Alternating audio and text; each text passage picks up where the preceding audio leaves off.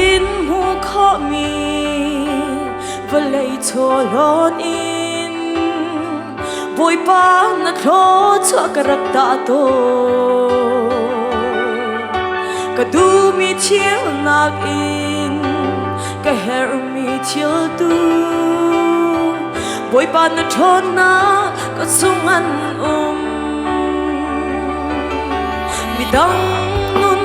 chu kang ngal to ne boy pa na tha chwa ka rel chiam lo silwan cho ba na gi boy pa na do nak su ka her de mi chiel an si sia mi tin an lang kan sa e a tha bi ka ru kha mi lengi kai cha a tha dio pe tu na si chu kai cha cha chwa song bi an si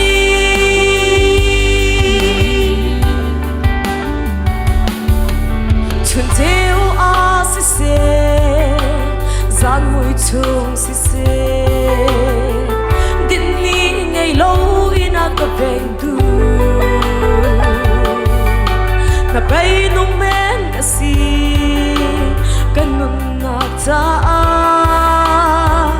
inghal sak ting zai karak ngày lâu ka si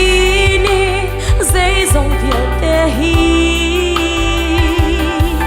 boy pa let some mi long day at sea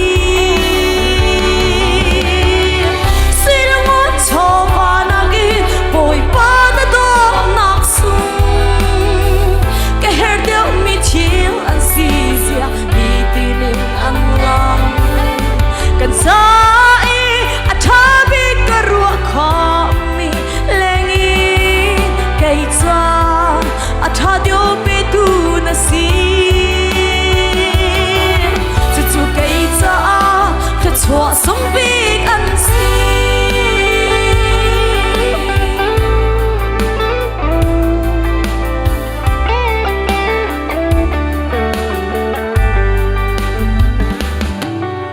lei har na phun ki rial chok lo chung in boy pa kanun nak na kil ven i ni hin kanun nak le thai zing kanun na boy pa na thon na ut sung an kam hai lei kong mal lo man boy pa na ko pilai kang hal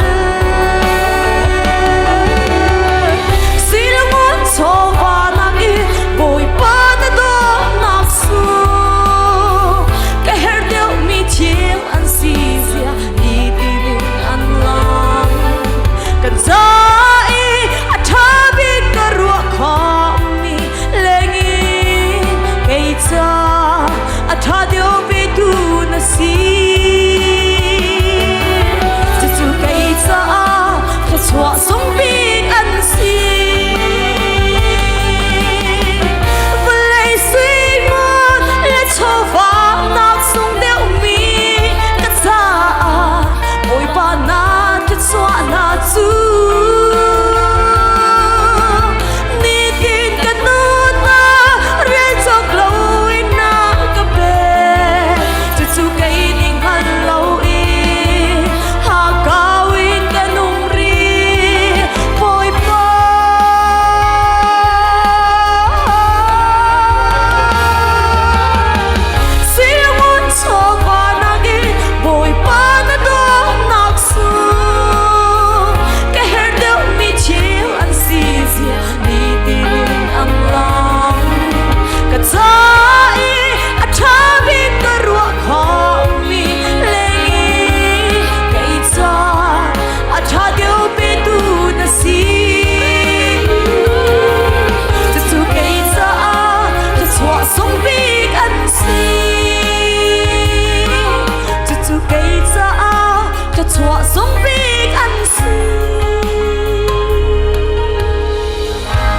ni supanak tau se